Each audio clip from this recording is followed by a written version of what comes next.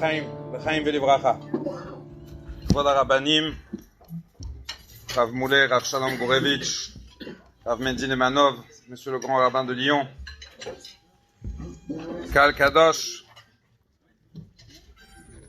Alors, ce soir, j'aimerais commencer en racontant deux petites anecdotes du Rabbi, deux petites anecdotes particulières qui vont nous apporter un message pour le moment que nous vivons ce soir, l'inauguration de cette salle.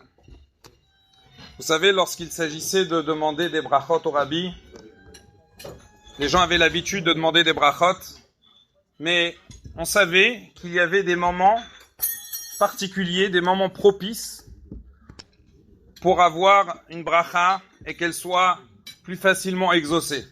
C'était comme ça chez le Rabbi, c'était comme ça chez d'autres rabbim. Un de ces moments-là, c'était par exemple l'Akba Omer. À l'Akba Omer, les gens qui avaient besoin des brachot pour des problèmes particuliers, surtout ceux qui avaient du mal à avoir des enfants, ils savaient que c'était le moment de se bousculer, rencontrer le Rabbi, demander une bracha. Et un de ces autres moments privilégiés, c'était lors de Simchat Torah, lorsque le Rabbi portait le Sefer Torah au Hakafot et qu'il allait danser avec le Sefer Torah. Le Rabbi était particulièrement joyeux et on savait que c'est le moment pour demander les brachot, surtout pour les gens qui étaient dans le besoin. Et là, un jour de Simchat Torah, il y a un chassid, il attend quand le Rabbi passe avec son Sefer Torah, il avait certainement dit un peu de l'Chaim, il demande quelque chose. Il demande quelque chose qui est le souhait de tous les chassidim, et peut-être bien plus que ça. Il dit le Chaim Rabbi, que le Rabbi se dévoile. Qu'est-ce qu'il voulait dire en disant que le Rabbi se dévoile? C'est le souhait que le Rabbi nous amène la Géoula, que le Rabbi nous amène en Eretz Israël. Le plus beau souhait, celui qui va résoudre tous les problèmes. Et là, le Rabbi lui répond, il lui dit, Amen. Vous aussi, vous avez de quoi dévoiler. Ça veut dire que là, il s'adresse au Rabbi, il demande au Rabbi quelque chose, que le Rabbi se dévoile, que le Rabbi fasse quelque chose pour le peuple juif. Le Rabbi dit, c'est une belle bracha, Amen. Mais le Rabbi, en même temps, il lui dit, ne sous-estime pas les forces que tu possèdes, la contribution que tu peux apporter à ce travail qui est celui d'amener la Géoula. Toi aussi, tu as de quoi dévoiler.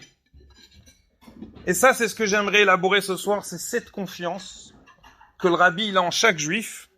Et c'est avec celle-ci que le Rabbi il a éduqué les chassidim et les shluchim, le regard et l'approche qu'on doit avoir envers chacun, et les forces spirituelles que chaque juif possède, et ce que chaque juif peut apporter, et le rôle que chaque juif peut jouer dans n'importe quelle situation dans laquelle il se trouve. La deuxième histoire que j'aimerais raconter, elle est un peu dans le même esprit, mais avec un message différent. Là, c'était lors du dollar. Et c'était autour d'une femme qui passe devant le Rabbi.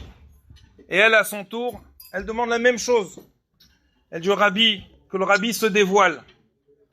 Et là, comment le Rabbi a réagi? Le Rabbi, il a mis la main sur son visage. Et après, il a découvert son visage. Qu'est-ce que le Rabbi voulait lui dire ici? Le Rabbi voulait lui dire, tu me demandes de me dévoiler? Je me cache pas, je suis là. Je te donne $1. Toutes les brachot qu'il faut donner, je les donne. Aller prier sur le tombeau de mon beau-père, je le fais. Tout ce qui est nécessaire, qui est à faire pour le klal Israël, les sichot, les farbringen, le koshel bracha, chaque chose qu'il faut faire, le Rabbi lui dit à cette femme, je le fais. Je suis là. Donc en même temps, ici, on a deux messages. Un message dans lequel le Rabbi, il nous demande à chacun de ne pas sous-estimer l'apport et les forces que chaque juif possède et de les facultés desquelles chaque juif bénéficie. Et en même temps, le Rabbi nous dit, pour le rôle qui est attendu de chacun, je suis là et je donne toutes les brachot et tout le nécessaire pour pouvoir vous accompagner au quotidien. Après, de quelle manière le Rabbi est dévoilé, ça va dépendre de nous, de notre perception.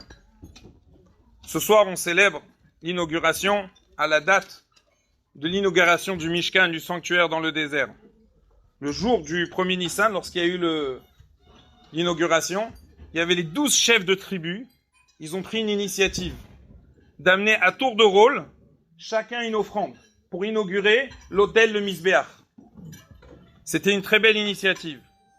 Et là, Rashi s'interroge. Il demande, mais pourquoi ici ils ont pris l'initiative d'être les premiers à offrir des offrandes?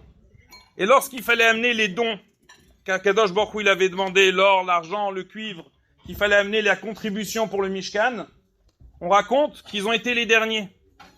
Qu'ils ont attendu que tous les Juifs amènent leur offrande pour amener leurs dons au Mishkan. Alors Rachid demande comment ça se fait qu'ici ils ont choisi d'être les premiers à amener les offrandes au Misbéach, à l'autel.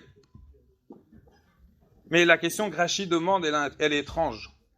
Parce que lorsqu'on est un assis, lorsqu'on est un leader, lorsqu'on est un responsable communautaire, lorsqu'on est un rave, un rabbin, peu importe, la chose la plus naturelle qui est attendue de nous, c'est que lorsqu'il s'agit de faire une bonne chose, on soit les premiers à agir, les premiers à intervenir, les premiers à montrer l'exemple. Or là, en amenant les offrandes les premiers pour inaugurer, ils ont agi comme il était attendu d'eux. La question aurait dû être demandée dans l'autre sens. Comment ça se fait que lorsqu'il fallait faire les dons pour le Mishkan, là, ils ont été les derniers? C'est là où, quelque part, ils n'auraient pas agi de manière appropriée. Et la réponse que le Rabbi nous donne, c'est que lorsqu'on est un assis, lorsqu'on est un leader, le premier souci qu'on doit avoir, c'est de se soucier de notre communauté. Alors lorsqu'il s'agissait de faire les dons pour le Mishkan, eux, ils étaient les premiers à vouloir faire des dons. Ils étaient les premiers sensibles à la Kedusha du Mishkan. Mais ils ont dit, non, on ne pense pas à nous, même à notre intérêt spirituel, à la mitzvah que nous pouvons faire. Ici, notre rôle est de s'assurer que les Juifs, tous les Shvatim, toutes les tribus, eux amènent leur contribution pour le Mishkan. Et c'est pour ça qu'en vérité, lorsqu'ils ont agi en dernier, ils ont agi comme des vrais leaders, qui ne pensent pas à leur bien spirituel, qui ne pensent pas à leur intérêt, qui s'assurent d'abord que chacun apporte sa contribution, chacun fasse son rôle. Et ça, c'est le message qu'on apprend ce soir. C'est quoi le rôle d'un rabbi? C'est quoi le rôle d'un nassi?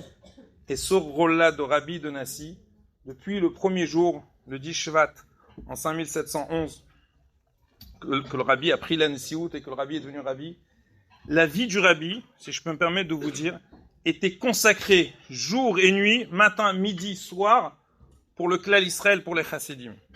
Vous savez que le rabbi habitait au 770 Eastern Parkway. Depuis le premier jour où le rabbi a pris la Nessiout, le rabbi n'a pas quitté ce périmètre. Pendant plus de 40 ans, sa maison, le 770, le tombeau de son beau-père, où il priait des heures debout, dans le froid new-yorkais ou dans les canicules qu'on connaît là-bas. Le secrétaire du rabbi a raconté qu'une fois, il y a eu une urgence, ils ont dû appeler le rabbi la nuit à la maison. Ils n'avaient pas le choix. Et c'est la femme du rabbi, la rabbinite, qui a pris le téléphone. Et lorsqu'elle a pris le téléphone, elle a demandé au rabbi la question, elle a transmis au secrétaire la réponse, mais le lendemain, le secrétaire était quand même gêné d'avoir dérangé, perturbé la nuit du rabbi et de la rabbinite. Donc il a appelé le lendemain, il s'est excusé chez la rabbinite, il s'est excusé auprès d'elle. Et la rabbinite, elle a dit, je ne te comprends pas. Nous sommes là, ici, notre mission est d'être disponible 7 jours sur 7, 24 heures sur 24, pour le Klal Israël, et en nous appelant la nuit, tu nous permets d'accomplir notre mission. On a entendu récemment le récit de certains garçons. Alors pour vous raconter, c'est une histoire que j'ai un petit peu expérimentée, et je pense peut-être certains aussi ici. C'est qu'en 1990, lorsqu'on a été pour les fêtes de Sukkot chez le Rabbi, quand on arrivait les premiers jours avant Sukkot dans la choule pour le Minyan, on entendait à la fin de la tfila la voix de 3 petits-enfants qui faisaient Kaddish. C'est pas habituel. On entendait leur voix qui disait Itkadal, Vitkadash, Meraba. On s'est interrogé, qui sont ces petits-enfants qui sont devant le Rabbi, à côté du Chazan, et qui font Kaddish?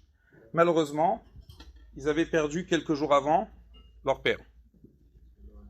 Et leur père a écrit au Rabbi, avant de quitter ce monde, il connaissait sa situation, je demande que le Rabbi prenne soin de mes enfants. Maintenant, ça arrive le premier soir de Sukkot, le Rabbi va s'adresser à tous les Chassidim, j'étais là, et juste avant de s'adresser à tous les Chassidim, après la tfila, il demande qu'on amène ces petits-enfants-là à côté de lui. Et depuis ce jour-là, chaque fois que le Rabbi rentrait, il y avait un farbringen, une sikha, ils étaient toujours au pied, au chevet du rabbi. Ils ont raconté beaucoup d'épisodes, combien le rabbi leur a donné une affection, une attention. Il surveillait comment ils disent Kaddish. Le rabbi répondait à voix haute, Amen, Yesh, Miraba, pour leur apprendre à dire le Kaddish. Lorsqu'il avait 3 ans, le petit, sa mère est passée au dollar, elle a voulu que le rabbi lui coupe les cheveux, elle a amené un ciseau. Elle voulait que ce soit le rabbi qui coupe la première. Le rabbi avait déjà préparé un ciseau. Et le rabbi l'a coupé avec son ciseau. Mais pourquoi j'en arrive à là? C'est qu'il a raconté, chaque Shabbat, le rabbi, au farbringen, tout au début, il leur donnait un morceau de gâteau. Il y avait une assiette avec des gâteaux, le rabbi leur donnait. Ça arrive un Shabbat, et le rabbi leur donne pas de gâteau. Et il dit, j'en pouvais plus, j'allais éclater en sanglots. Le rabbi me donne pas de gâteau. Le premier discours du rabbi, le chant, le deuxième. Le farbringen se déroule, pas de gâteau. Et il dit à la fin, quand le rabbi partait, j'ai tendu la main de mon frère pour que le rabbi donne le gâteau, pas de gâteau. Malheureusement, 2 jours après, le rabbi est tombé malade. Depuis ce moment-là, on n'a plus eu ce privilège d'avoir des farbringen du rabbi. Et l'enfant, il a dit, j'ai compris. Le rabbi a voulu me dire, sache qu'arrivera un moment peut-être où je ne pourrai plus te donner ce gâteau. Mais sache que de la même manière que quand je t'ai pas donné le gâteau, j'étais là à côté de toi, je serai toujours là à côté de toi. Donc ça, c'est un assis, c'est quelqu'un qui est toujours là pour accompagner tous les chassidim et chaque juif à n'importe quel moment. Mais en même temps, le rabbi nous dit, attention, chacun a son apport, chacun a sa contribution, chacun a quoi dévoiler en lui, chacun possède des forces. Il y avait un shaliach à New Haven qui a écrit au rabbi qu'il n'en peut plus, il a trop de stress, il n'arrive plus à assumer sa shlichut. Je pense que les shlochim, ils savent de quoi il s'agit des fois. Il demande au rabbi du renfort. Il dit au rabbi, envoyez-moi quelqu'un qui m'aide. Il s'appelle le Rav Moshe Yitzhak Ert. Retenez son nom, Moshe Yitzhak Ert. Il demande du renfort, il est dans la détresse, et le rabbi lui répond, mais j'ai déjà fait ce que vous m'avez demandé. J'ai envoyé à New Haven un Rav qui s'appelle Moshe Yitzhak Ert. Certainement que vous n'avez pas encore fait connaissance avec lui, avec les forces desquelles il est doté. Dorénavant, commencez à faire connaissance avec lui, votre morale va changer, votre bitachon dans Hachem, votre confiance dans Hachem va changer, tout va changer, votre simcha va changer. C'est-à-dire que lui, il crie au secours, il cherchait des forces ailleurs. Le rabbi lui a dit, s'il faut des fois, il faut aider, mais des fois, elles sont ici chez toi. Chacun a la force. Alors la leçon ce soir qu'on doit retenir, c'est que le rabbi nous accompagne, le rabbi donne les brachot, mais qu'en même temps, le rabbi, il nous dit, attention, chacun est capable, on est tous confrontés à des différents challenges, différents défis, dans le foyer, dans la parnassa, dans l'éducation. Et le défi principal, c'est de rester un bon juif là où on est. Et là où je suis des fois, je suis dans le travail, dans le magasin, dans le commerce, dans les bureaux, dans le métro, dans la rue. Là j'ai les forces d'être le juif, le modèle qui peut contribuer pour pouvoir, si Dieu veut, amener la goula amitie de Vachlema. Merci beaucoup.